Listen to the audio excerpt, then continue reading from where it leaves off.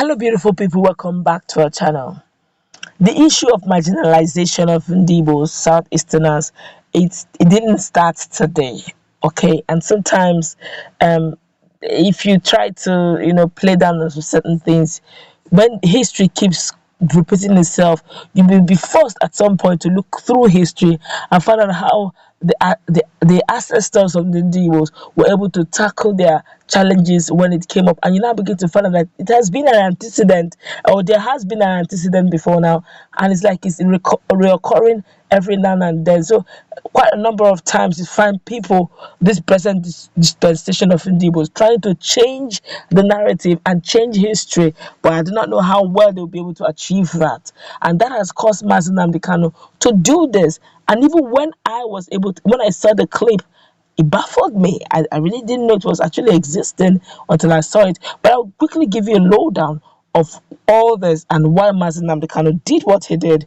and to open the eyes of many. But before we go into the news proper to find out what it is, we're discussing on and the Ndibos in particular, and what transpired in the time past that is actually occurring again. Would like you to subscribe to our channel by clicking on the red subscribe button. Beside it, you will see a bell notification icon. Please go ahead, click on it to get notified as soon as we update our channel on YouTube. Well, Nnamdi Kanu, yesterday's broadcast has opened. He actually dug up an old video of an interview the Prime Minister had with a white man, in which he spoke about the Ndibos and their desire and habit of dominating everywhere they go. He also spoke about northernization, which implies keeping the northerners first in all things. This brought about many reactions because the speech sounded more like northernization to many. Here's part of the interview to get better idea. Interviewer, that's the white man now asking, he said, during my stay here, Premier, I have come to realize that northerners are obsessed with Igbos. Can you explain the reason for that to me? The interviewer is asking Ahmadu Bello. Ahmadu Bello replied, the Igbos are people whose desire is mainly to dominate everybody. If they go to a town or a village, they want to monopolize everything in that area. That's Ahmadu Bello replying now. If you put them in a labor camp as a laborer, in a year, they will try to emerge as the headman of the camp.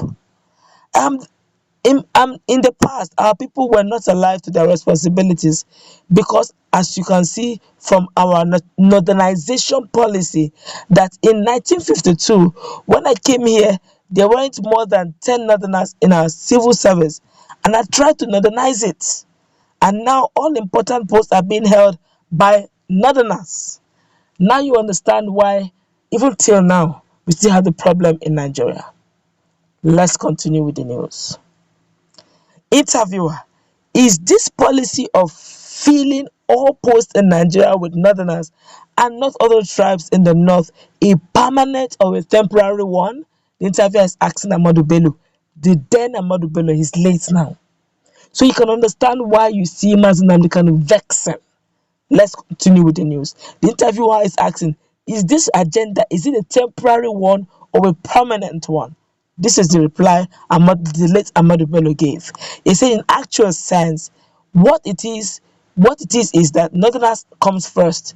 If we can't get them, we take an expatriate or another Nigerian, but on contracts.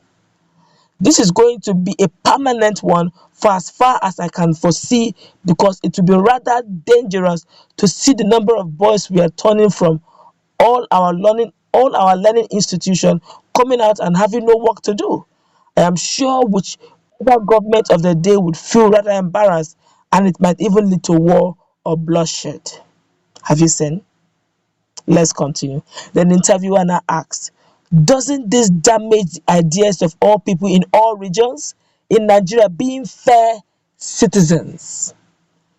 The late Ahmadu Bello replied, well, it might, but you are new to our region. How many northerners are employed in the east? Or how many northerners are employed in the west? The answer is no. And if they are, then it is only like 10 laborers only in 2 regions. This is a very serious issue. This is coming from Ahmadu Bello. But looking at it, Ahmadu Bello is not even an ordinary person. So for him to have said that as a den, which means this whole ideology probably must have been passed on from generation to generation, region, generation to generation, kindred to kindred. So it's not something you can just wake up one morning to change. And it has actually been for a while. But let's quickly hear what Nigerians are saying concerning this. Let's quickly hear this, and then we would actually come back and analyze this. One person here spoke, a big one. I will read it, and it's quite an interesting one, I must say. He said, "This man never believed in Nigeria, not to talk of one Nigeria. In 1959, as Premier of Northern Nigeria, he began the modernization policy of his government.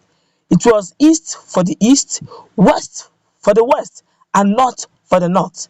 It is a pity that this man could accuse the Igbo man of wanting to dominate anyone. His NPC, Northern People's Congress, came to political power in Nigeria because NCNC, the party led by Zik, a broad-based national party, formed an alliance with MPC. His party ditched NCNC and instigated a cross in the AG, that's the action group, and set Chief Akitols their sword against Chief Awolowo. Awolowo was tried and jailed. Akitos became Premier of the West, and political crisis masterminded by the MPC covered the West. NCNC left the federal government, and Ahmadu Bello's MPC formed an alliance with Akitola's Camps AG, now NNDP. The Western crisis, which has refused to go, has Ahmadu Bello's impressure on it. Always publish genuine and true history and not the works of bellicose political troublemakers. The Igbos, the Yorubas, the Benis, the Ibibios, the Ijaws, the Efiks, and others form the NCNC of old, who are majority in Ahmadu Bello's NPC. Between the Igbos and Ahmadu Bello's led North, who showed practical and variable character to dominate who. Open your eyes and see what his Fulani brothers, who are less than 3% of the population, are doing to Nigeria because PMB is president, and the past reckless statement credited to Sir Ahmadu Bello that Nigeria is the estate of his wandering grandfathers. This does not go well and does eternal damage to the Fulani. There is hardly peace anywhere they are. Ask the United Nations about their official attitude to the Fulani. Nigeria should better check and make these troublemakers or dissolve Nigeria and let everyone go his way. Better still ask Chief Mbazulike Amechi, the boy is good, one of the last of the Titans standing, to give you an honest assessment of Ahmadu Bello and his followers. People commented on this. Let's stop here. Because of time, I would have gone on and on with the statement. Nigerians are really bubbling on social media.